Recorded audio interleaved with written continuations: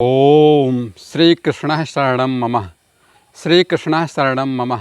मित्रों, श्रीमद् भगवद गीता के 7वें श्लोक का अर्थ व्याख्या आपको इस बार बताएंगे। 6वें श्लोक तक का मैं आपको बताया हुआ हूँ। 6वें श्लोक तक दुर्योधन अपने गुरु द्रोणाचार्य जी को पांडव सेना के महारथी योद्धा जो बड़े बड़े थे उन सबके विषय में बता रहा है। वो सारा बता चुका है, कौन क्या नाम से है, उसका किस तरह से परिचय है, ये मैंने आपको बताया है। उसके नाम का अर्थ किस तरह से है, उसका परिचय किस तरह से है, व्यवहार किस तरह का होना चाहिए, कैसा है, इस विषय में मैंने आपको कल बता दिया था 6वें श्लोक तक। दुर्योधन पांडव सेना के जो बड़े बड़े योद्धा मारते थे उनका बता चुका। अब अपनी सेना के विषय में बता रहा, अपने गुरु आचार्य द्रोण को। अब ये 7वां श्लोक है। यह है, अस्माकं तो विशिष्टाये तान् निबोध द्विजोत्तम नायका मम सैन्यस्य संज्ञार्थान् ब्रवीमि ते। अब वो कहता है दुर्योधन आचार्य से अपने, हे द्विजोत्तम, हे श्रेष्ठ ब्राह्मण, हे आचार्य, हमारे पक्ष में जो जो प्रधान हैं उन्हें भी आप समझ लें।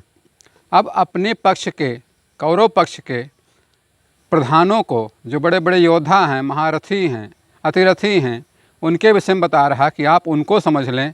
आपको जानने के लिए मेरी सेना के जो जो नायक हैं उनको मैं कहता हूँ। अब दुर्योधन उनके विषय में बताने का प्रयास कर रहा, कोशिश कर रहा, शुरुआत कर रहा है।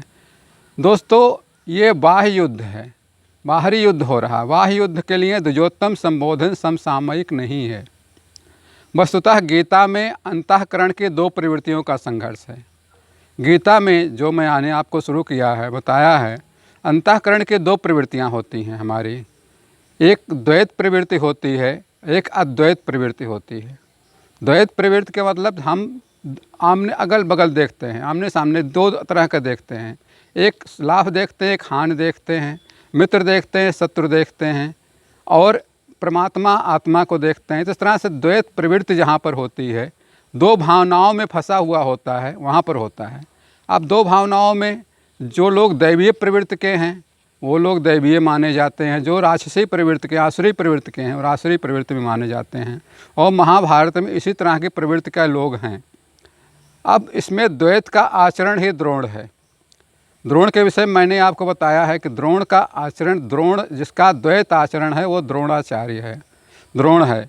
जब तक हम लेश मात्र भी आराध्य से अलग हैं, आराध्य अर्थात परमात्मा से जब तक हम जरा सा लेश मात्र भी अलग हैं, तब तक प्रकृति विद्यमान है। हमारा स्वभाव, हमारी सोच, हमारा तरीका वो विद्यमान है, वो चलता ही रहेगा, चलता ही रहेगा। द्वैत बना है। इस द्वैत पर जय पाने की प्रेरणा प्रथम गुरु द्रोणाचार्य से मिलती है। इस द्वितीय पद पर विजय की प्रेरणा द्रोणाचार्य से ही मिलती है। अधूरी शिक्षा ही पूर्ण जानकारी के लिए प्रेरणा प्रदान करती है। मित्रों, जब आप शिक्षा अधूरी करते हैं, कहते हैं अधजल गगरी, आधी शिक्षा जब आपको मिलती है तब आपके अंदर जिज्ञासा बनती है कि शिक्षा को पूरी की जाए, इसमें क्या है, आगे क्या है, कैसे है, उसको पूर्ण करने के लिए आप कोशिश करते हैं। अधूरी शिक्षा ही पूर्ण जानकारी के लिए प्रेरणा प्रदान करती है। अब दोस्तों, विजातीय प्रवृत्ति के नायक कौन कौन हैं, कौरव सेना के नायक कौन कौन हैं, ये अगले श्लोक से शुरू होता है और अगला श्लोक मैं आपके सामने कल लाऊंगा। तब तक के लिए जय श्री कृष्णा, जय श्री कृष्णा।